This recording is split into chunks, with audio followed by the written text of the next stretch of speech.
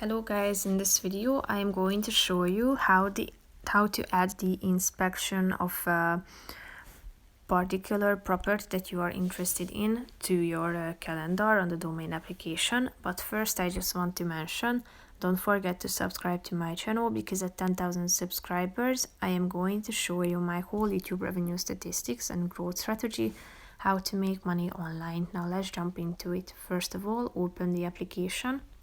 Select the property that you are interested in, and then you should scroll down to the inspections section, and here in this case you can find two dates.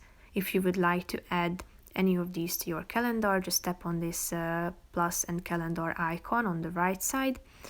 Here you can create the event, including the name of the property, the address. You can set it to an all-day event, or you can also start or add the start and end date. You can repeat it, set the travel time, add an attachment to it, and then click on the add button in the upper right corner to add it to your calendar. As you can see, it has been added. It is marked with a check mark icon. So basically, that's it for this video, guys. See you in the next one. Bye bye.